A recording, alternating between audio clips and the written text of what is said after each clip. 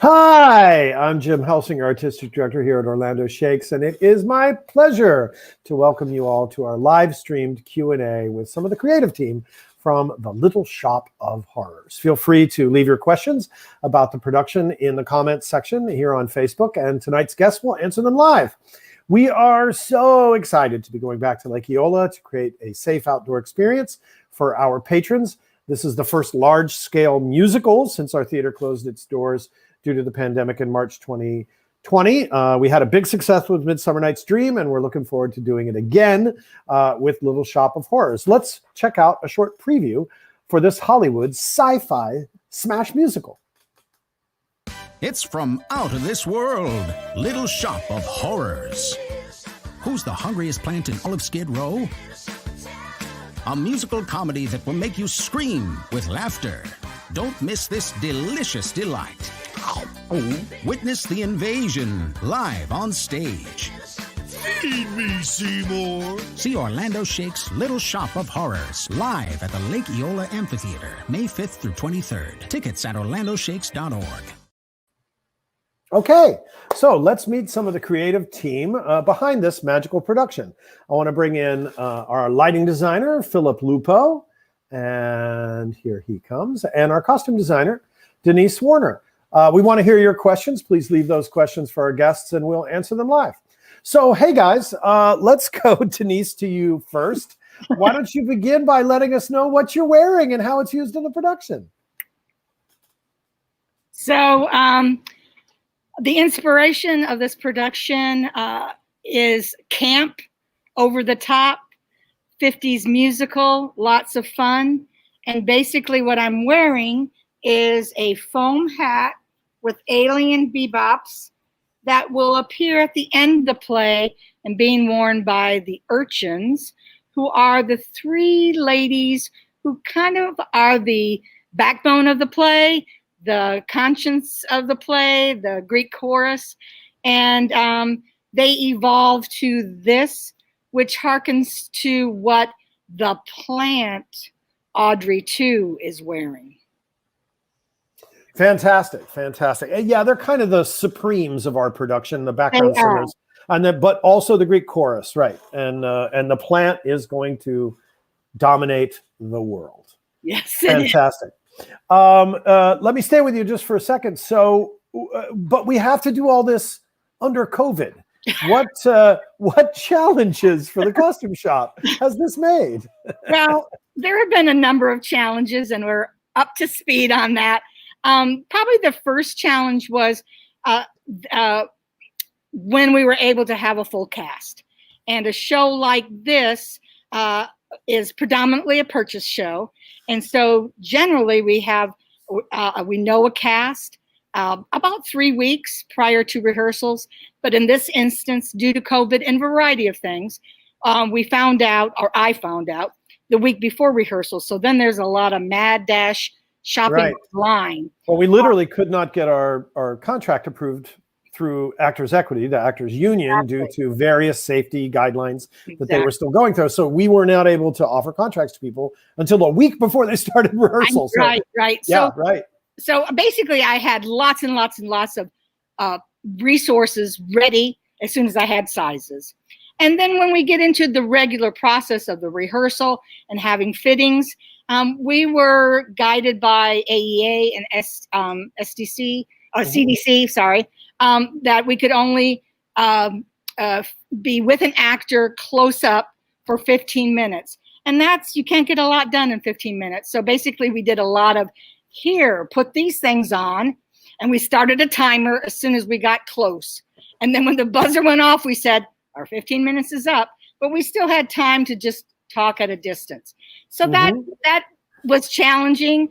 And, but everybody, you know, came forward through it, the actors too, because an actor in a fitting, it's already very odd because you're just standing there looking at them.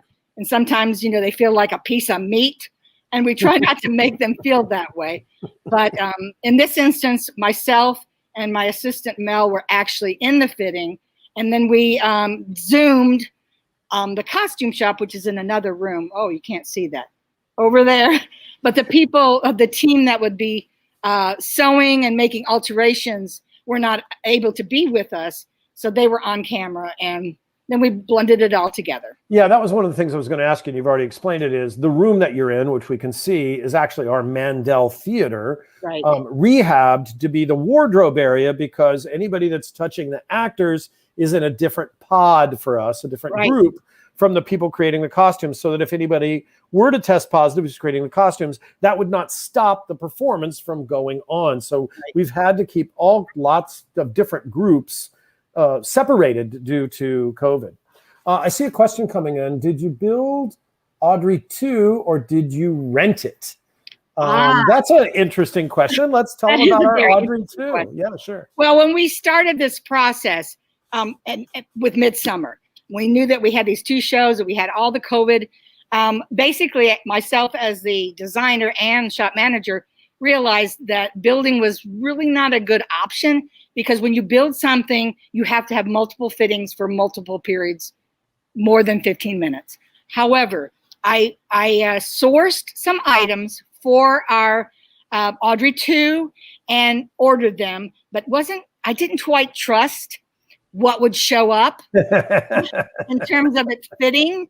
And so probably the very week that we started rehearsal, we had the actor, we saw the actor, we began to build the actual main piece, and we did mock-up. So we did it normal. We've just had multiple 15-minute fittings. But I think, Denise, what a lot of people wouldn't know about this particular production, to answer Topher's question, is they're used to only seeing a puppet.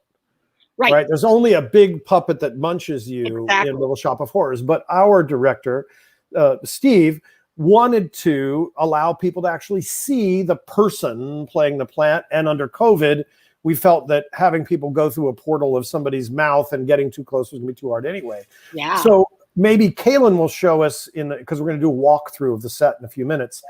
We have, just to answer I think it was Topher's question, we have a portal. The small puppets are the same, but then when we move to what would have been the large puppet, we actually have a portal and an actor in drag with a huge, it's a pink one of kind of what you have there, right? Yes. That's their wig and super high heels I saw.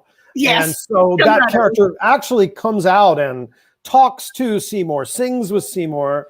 And one of the things that I just thought was so gorgeous in the designer run through was when Audrey dies, the plant picked her up and slowly carried her into the portal. And it really had this feel like a funeral, like a somber, sacred thing, which is so disturbed and weird.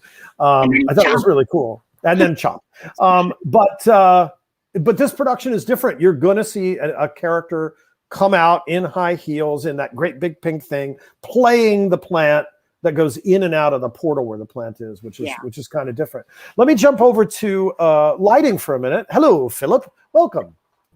Hello. What was the inspiration and the thought behind what we're going to see in lighting in the long run? And we'll get to challenges in a minute for A Little Shop of Horrors.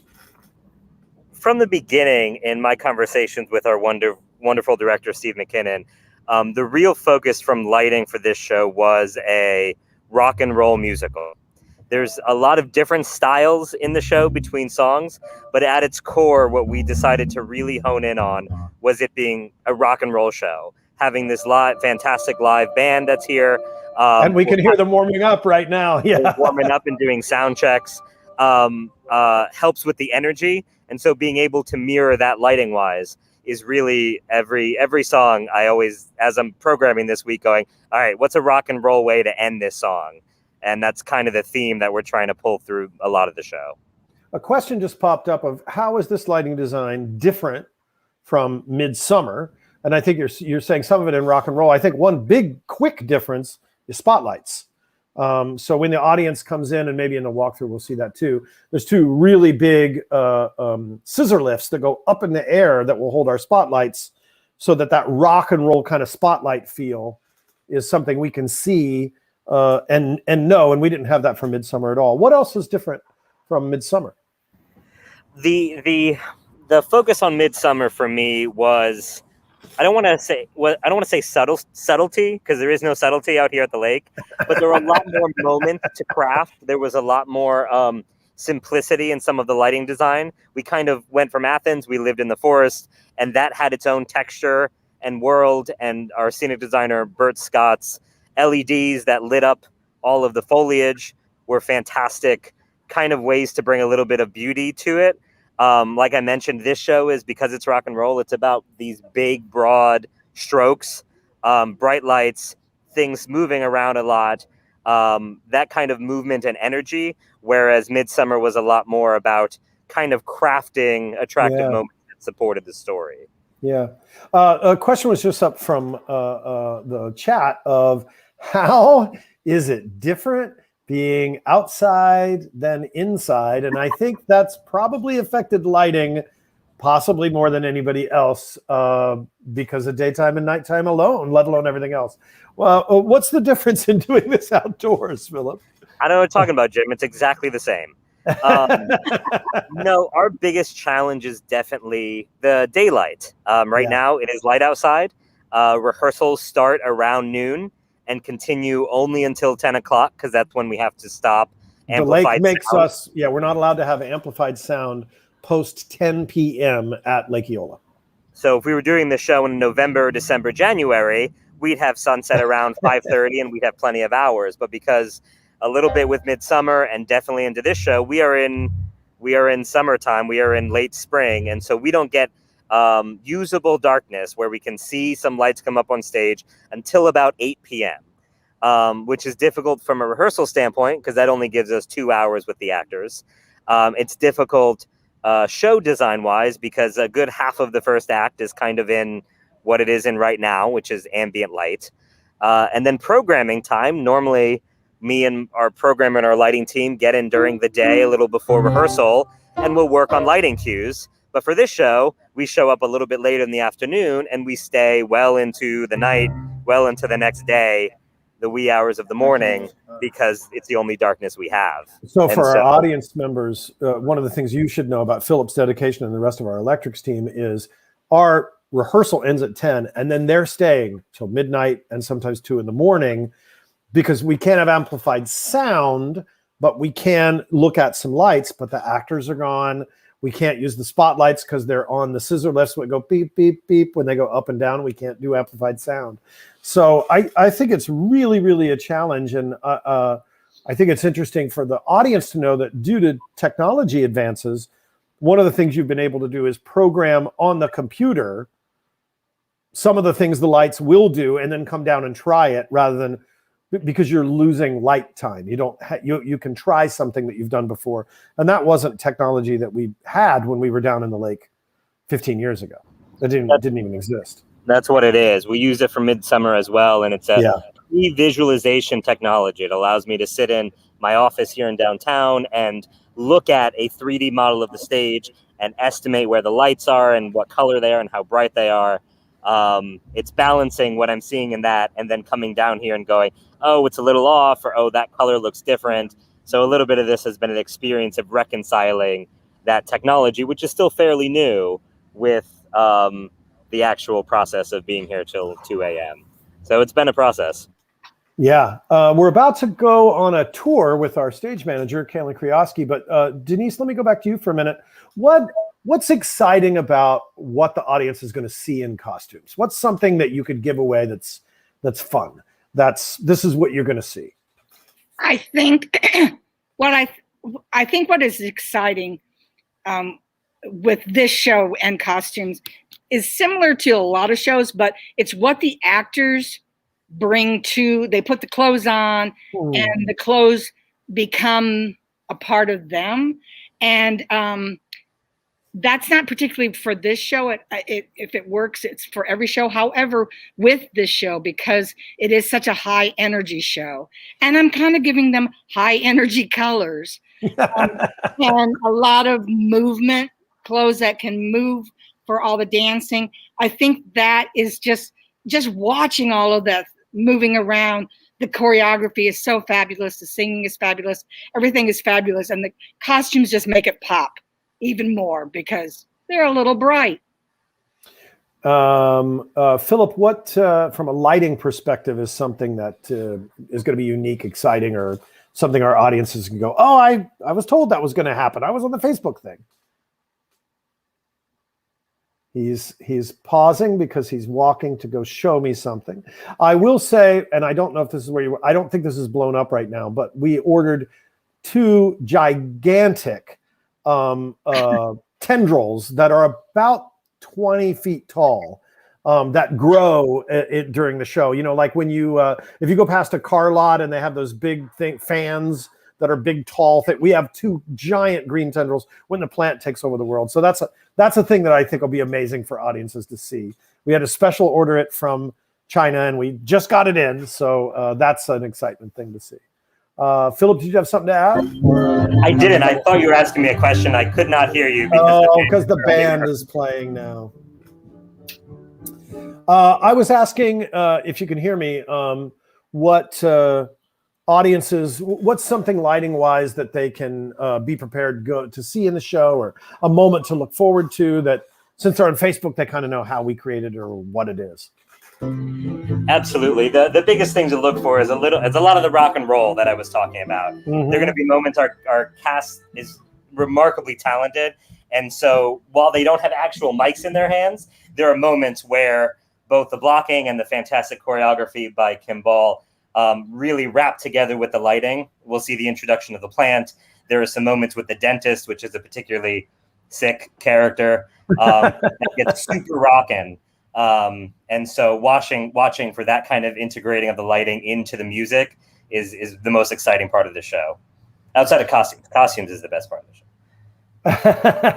I do think you mentioned Kim Ball, who's a fantastic choreographer, and one of the things you won't see people in the Facebook chat live tonight is some of the really great choreography that's had to be created, and we have to do it all using social distancing and all these COVID things to have to get through. But we've just waded through it all and said, under whatever circumstances we have to do this musical, that's the way we're going to do it. We're going to bring it to the people. If we have to be distant, we have to be farther away, or we have to sing softer, or whatever it is that we have to do, we'll just figure it out and do it along the way. If Kaylin can join us, I'm just talking to Christian, who's running everything. And there she is. I was wondering. So Kaylin is live now. Hello. When you talk us, we're going to hear the band some because you're live and we understand that. But this is Kaylin Kurowski, our stage manager for this play. We're so thrilled to have you live on the Facebook chat. You want to give us a little tour and tell us what we can see behind us? Absolutely. So if you came to see Midsummer, we actually use the platform shell is the same. So you'll notice a lot of these platforms that we have are very similar to the ones we had in Midsummer. But the newest thing is we have this gorgeous revolving, the flower shop. So currently you're seeing the exterior of the flower shop, and I can take you on a little tour of the inside and backstage. Woohoo! I'm excited. I'm excited to go onto the stage, the technology of it all.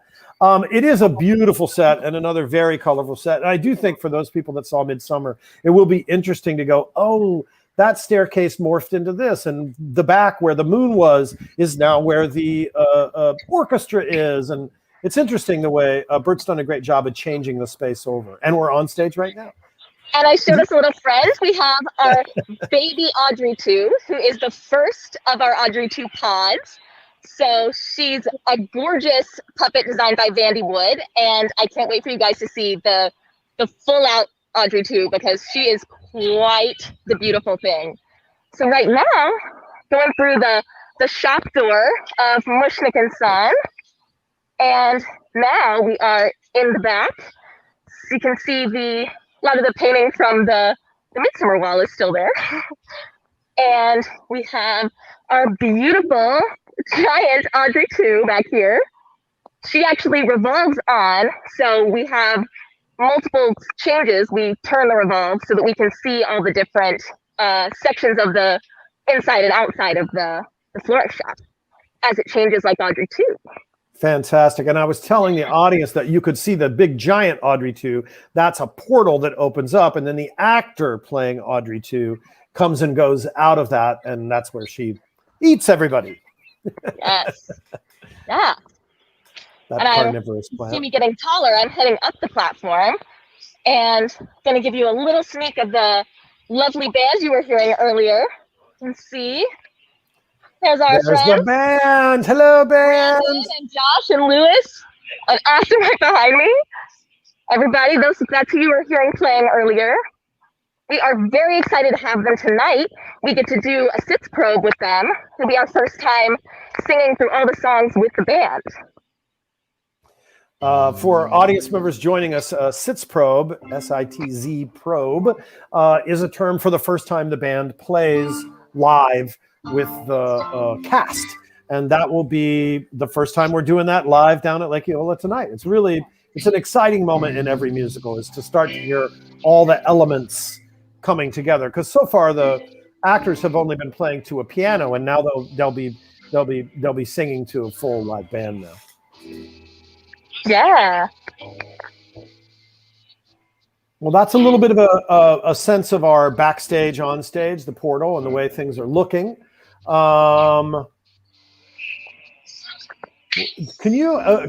We can't walk backstage, can we? I believe we can. I just thought it might be interesting for people to also know about some of the COVID distancing we had to do. So the backstage, which is a place that no one will ever go, but we can walk back there with Kaylin now. We have lots of hand sanitizer stations. Hand sanitizer stations everywhere. Everywhere. We love good hand sanitization. And then the normal space that we have in the back, inside, once you do 6-foot barriers for everybody, we can't do that. So where Kaylin is now, can you show us one of the outdoor dressing stations? Yeah, right there. We got where the blue curtain. Go ahead. Yeah, go ahead. Yeah. Oh, there's a person. There's no person in there. Here we go. There we go. There's a mirror, and they got a chair and room to put their makeup on and get dressed and stuff. So in a normal world, we would not have dressing stations outside. We would not be doing that at all. But under COVID, because to give everybody distance and space, we now have canopy tents back there everywhere and separate outdoor stations so people can remain outdoors and socially distanced. So We're doing everything we can with COVID. Beautiful view of the fountain back here. And one of the nice things about being an actor or stage manager is that beautiful view across the lake. Yeah, absolutely. I remember when we... Say what? We've got Steve. We've got our wonderful Mushnik. Yeah, I'm all masked up because it's equity rules. We got to follow the rules. Steve. Stay at 6 feet. But I do have a whole face. You just can't see it. Welcome. And, fun facts for this show, we have 3 prop boxes. There is quite a few props during this show with all the flowers and everything. So we actually have 3 full prop boxes. Why don't you show us? I think a lot of audience members don't know what a big prop box looks like. I got one right there. They're unlocked at the moment. This is one of our prop boxes. They are big, giant locked boxes where we keep all the props that we take out every day for the show. Let's see what's in this one. And we can lock them up at night. It is, but they've got baskets of flowers back here for all the arrangements in stuff in the flower shop. Yeah.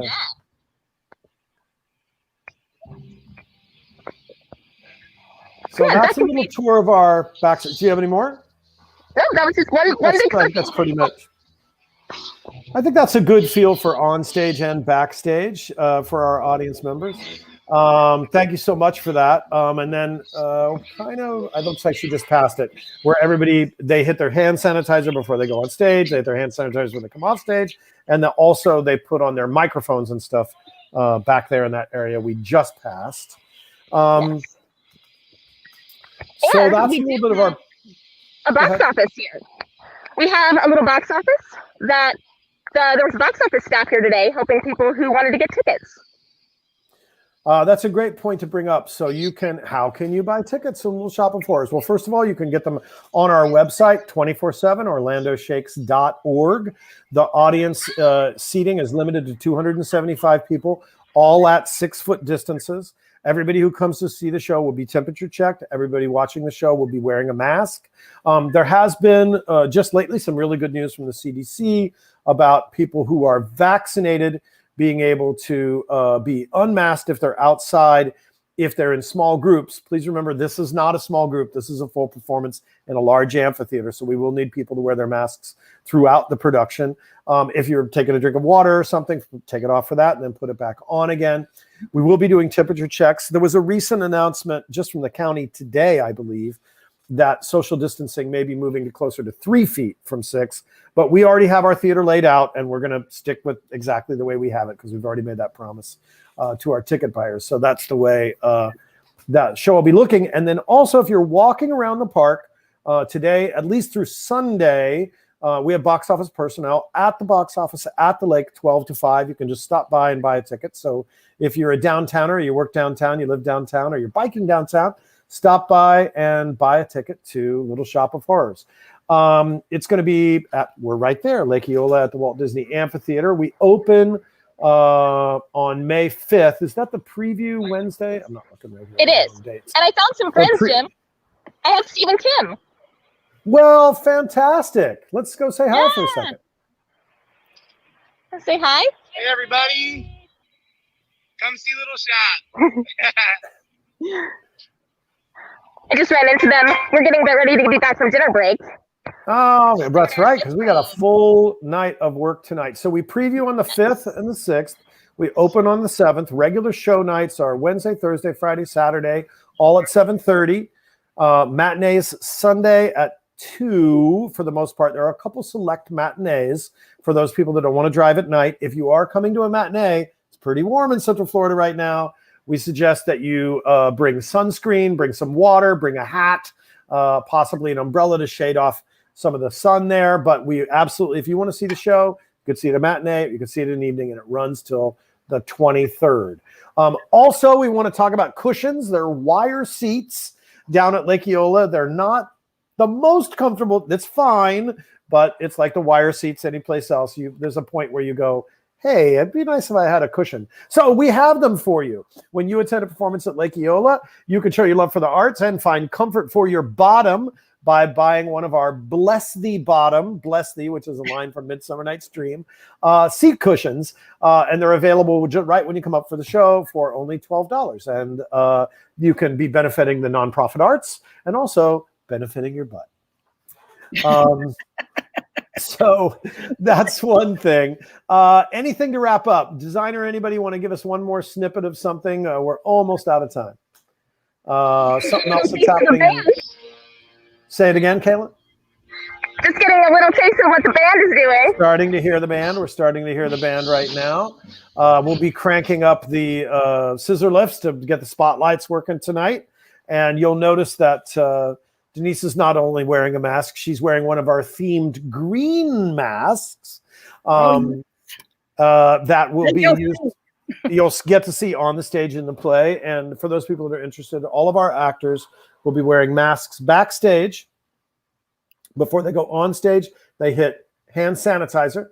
Then when they're on stage, they don't have to wear a mask. And then when they go off stage, to put it back on. Now, something that's changed a little bit since Midsummer, where everybody had to be 6 feet apart the entire time, is now that some members of the cast are fully vaccinated. This just came through both from the CDC and also from Actors Equity, the union. Actors that are fully vaccinated, if they're the only people on stage, may get closer than 6 feet. So you will see people doing what we normally see in the theater, getting close, being able to hug each other, being able to kill and eat each other. And then if you see them being distant, that means they're unvaccinated people on the stage, and then we're returning to distance again. So you'll see both in this production. We're really excited about it. We're so happy to be back to live theater at Lake Eola in Orlando. Please come down and join us. It's going to be so much fun every night from the 5th to the 23rd. Buy tickets at orlandoshakes.org or stop by the box office or call our box office at 407-447-1700. And extension 1 takes you right to the box office, and they'll set you up with tickets. In general, it's set up in groups of 2 for distancing, but we also have some 3s and some 4s if you're coming with a group. We may be able to seat your group together, and it might be 2 here and 2 there. I think that's it from us here at the crew, and we'll be back rehearsing tonight and opening next week. Thank you so much for joining us, and goodbye from the Little Shop of Horrors. Feed And me. Skid Row. Feed Feed the me. art. I wanted to line. Feed You me. got to Feed feed the art. me.